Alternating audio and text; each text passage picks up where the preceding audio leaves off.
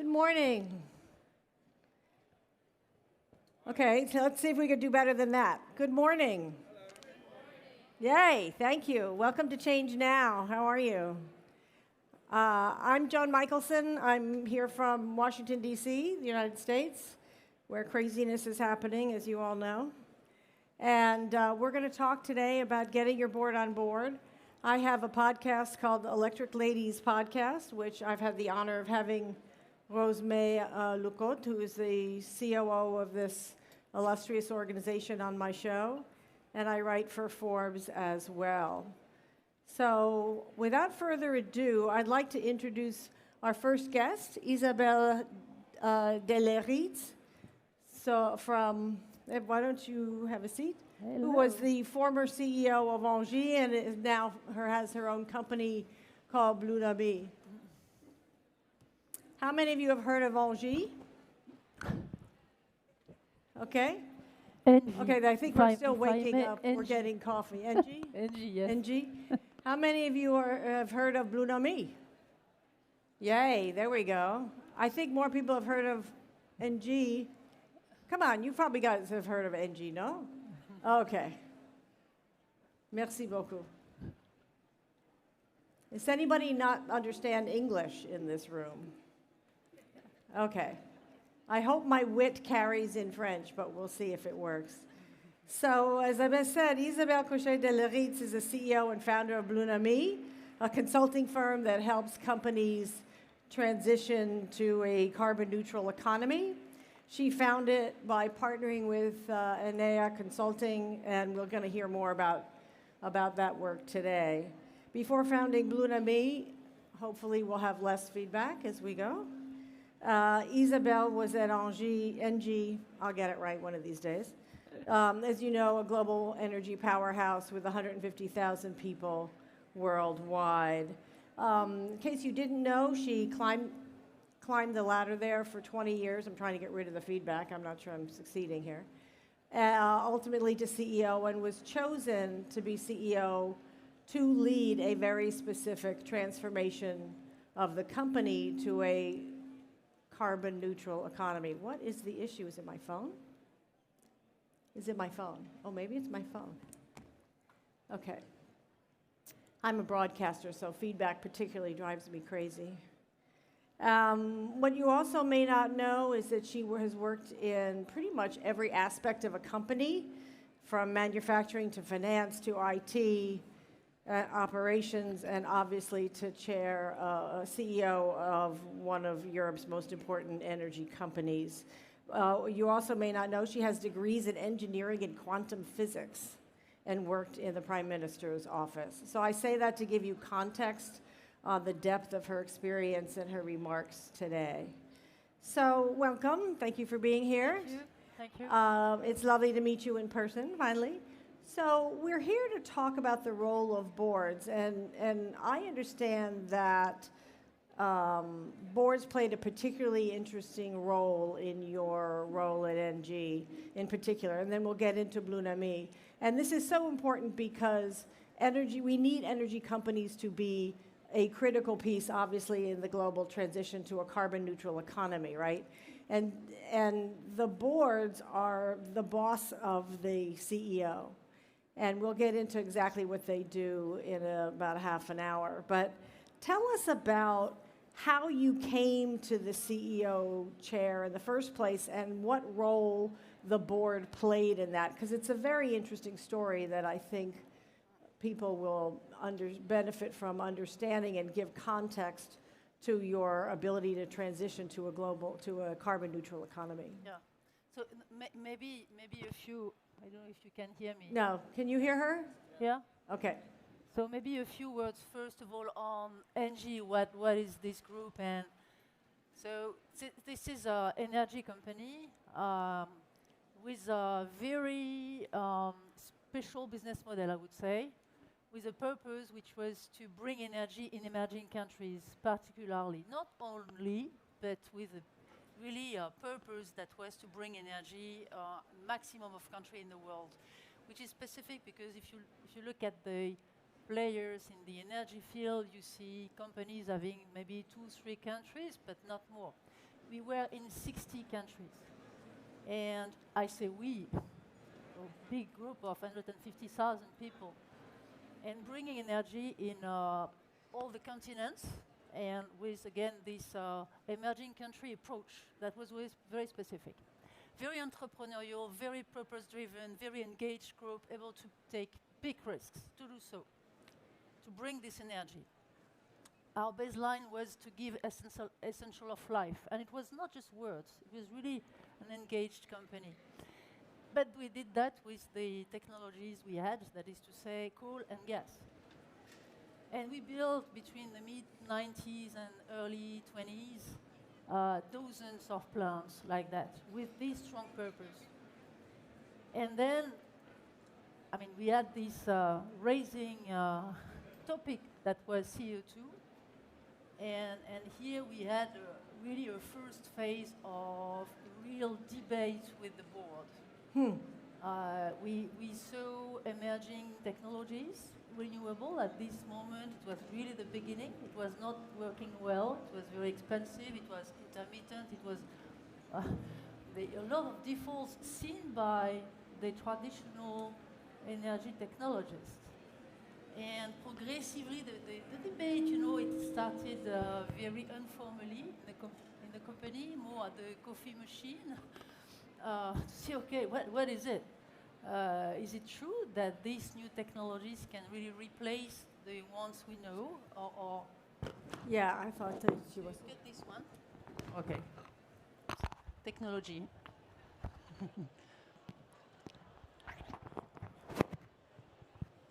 It's better? Ah, thank you. I feel that myself. So I don't know where you lost me. At the very beginning? No. So we had this debate, this started and progressively raising, that it didn't happen overnight. So, okay, can these new technologies, renewable technologies, replace the ones we know and we master well? And it started, I mean... Create a viable business going forward. Yeah, but it was not yet viable. It was the very beginning. It was not working well. It was not enough to really replace. So it was not an easy answer, honestly, at this moment.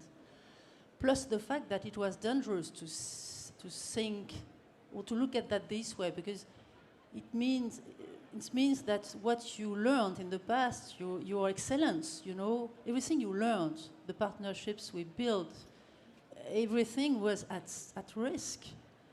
If the answer is yes, these technologies, these renewable technologies can really be the future, you know what it means for a group like that. So it started. My role, I was the CFO at this moment. I was not the CEO. I was a CFO. I'm an engineer, but I had a few years as a CFO, acting as a CFO. And my role had been to make that debate explicit and to invite To make the case for the transition to a renewable energy company rather than a one based on coal and It was gas. an informal debate, and I contributed to make it real debate, formal debate, licit debate, I would say. Saying, okay, what if these people who explain in the NGOs, in startups, emerging startups, there were some people saying, okay, this is real, this can work. This is not yet really viable, but it will be. So we organized with my CEO at this moment. So I'm going to jump in, and yes, I'm a reporter, and I'm a New Yorker, and I'm trying to keep things on time, so you're going to just have to roll with me as I interrupt periodically. But what I want to get to is how the board asked you to spend time putting this plan together, and what role specifically the board played in this, in your developing this plan and executing it successfully, at least for a few years. Yeah, the first thing the board did is to have a deep debate internally on what is our vision on the future. Not NG, look, just technologies. What do we see coming? What are the mega trends? If I advise that's probably the point. The first point for a board is to be aligned on the mega trends. This is already a lot. If a board is aligned on what are the critical needs emerging, what are the critical new elements, new technologies coming. So if the board is aligned on the context with, and that's the role of the leader to assemble some elements to allow that. But the first phase was this one, and it was not a free lunch because so we had several meetings with the board to look at that, not NG, but the vision on energy.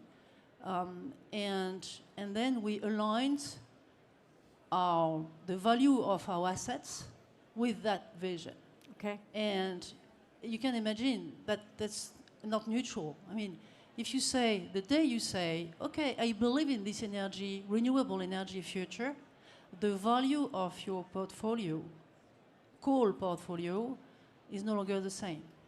And I remember that well because, again, I was a CFO at this moment, and we published massive impairments, 25 billion euros impairments, in 2 steps to align our values with this vision. Right. So it was very important first step. And then, I'm sorry, I finally tried to answer your question. Then, a debate to discuss about the future. Okay, what do we do now? Now we know or we believe that renewable is the future. Where do we want to be as a company? And we had 2 options. Either to keep our coal fleet, so the value was back to something reasonable, but we still had them running. And it was the most profitable business of the company. So do we keep them until the very end of their lifetime? And we had people saying that let's keep them and we channel the cash coming from that to renewable. And that's the best way to do it. Kind of a staged transition. Yeah, it was an option. And there was another one. I was most motivated by this second one, which was to say, okay, the best impact we can have is to stop them earlier, now, in fact, as quick as possible, and to rechannel our resources, human resources of the company, the best specialists we have, towards the future.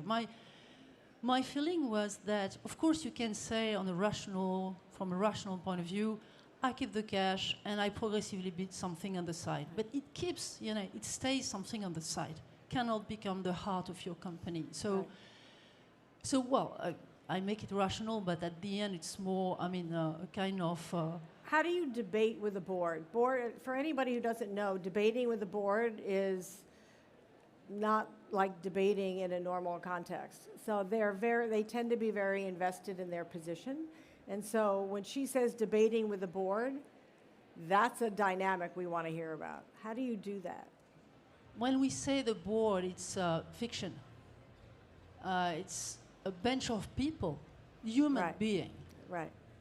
And for me, the first, I would say, role of a board member is to act as a human being. And so it's when you say discussing with the board is to have discussion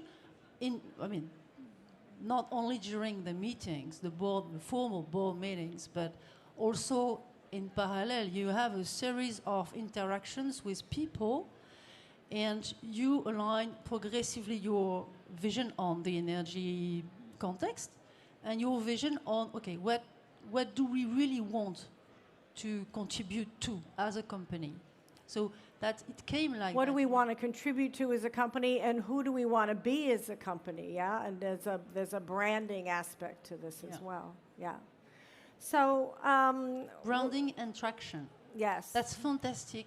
What we deciding to choose this bolder option, giving this so clear signal to our teams, you cannot imagine the energy that rose. Right. That's fantastic. Sure. Something is locked, and when you allow people to follow their dream, this is incredible what you unlock. And we started a plan 4-year plan, ambitious, to stop coal, rechannel on renewable and energy efficiency services. It was really risky, short term, really risky short term, not risky long term because it was a way to protect the company fundamentally, right.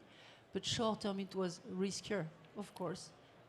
So but ultimately you did this 4-year plan and then they decided they didn't want to continue your plan. I mean, you're obviously not there anymore, but you learned a lot also about how to transition energy companies. I mean, we all know here to drive the change that we need now, to use the theme of the conference, we need the energy companies to transition, right? So no,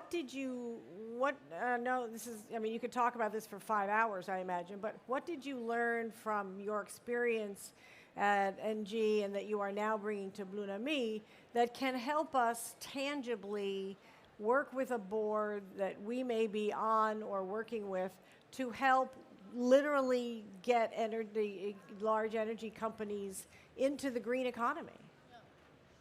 Well, not an easy question, no? Yeah, of course, but first to force a debate and to make that there is time for a debate in the board, on top of the, I mean, you know, the formal aspect of the board, which has to, to state on a lot of things, and the agenda is full of that. First recommendation is to free up time, to have real debate on the vision. What is our vision on what are the critical needs? What can we bring special? What do we want to be as a company? What is our purpose? Really, that's in my view, that's the key. That's almost an invention for the board work, because 80% of the time is taken by compliance. Compliance is not risky, you know, you just state on policies, etc. You say, okay, this is compliant with this framework. Checking the box. Yeah. Yeah. This is okay, but what is needed is to lock that part of the work in max 20% of the time, max. And the rest is more about, okay, what are our convictions? And that's almost an innovation, because where compliance is outside in, you know, you have framework coming from the outside, you have to state that, okay, we are okay with the framework, you don't need to have any convictions, it's outside in. And we have to, because there is no book for this transition, there is a clear direction. It has to be decarbonized, inclusive, it has to be circular, yes. But that's the compass, but the map to go there is not yet very clear. Does the whole board, do all the members of the board have to agree on the plan going forward, or is it the majority of people that have to agree on the board? At the end, this is a board decision, and but this is the very end. This, first of all, I believe what is required from a board member is to have personal convictions. Personal convictions. And they can, of course, evolve and be progressively enriched, but what is my vision about the energy world? I am here for that, to have a vision. What is my vision on the role of the company, the best role of the company, to bring really something distinct to the world? And what is, by the way, my personal purpose? And I insist on that because I just listened to the part of the opening conference. It was very interesting. We had somebody speaking about compassion. So it can be strange maybe to hear that word compassion, or we could even say love in business. But this is about that at the end. So in the last 15 seconds here, in essence, what you're saying is treat the board as the human beings that they are and tap into their own personal convictions, their own personal values, and have them leverage that to create the conviction of the organization and go forward. Merci beaucoup. Isabelle Kocher de Leyritz. Sorry, I told you we could talk for hours. Merci beaucoup.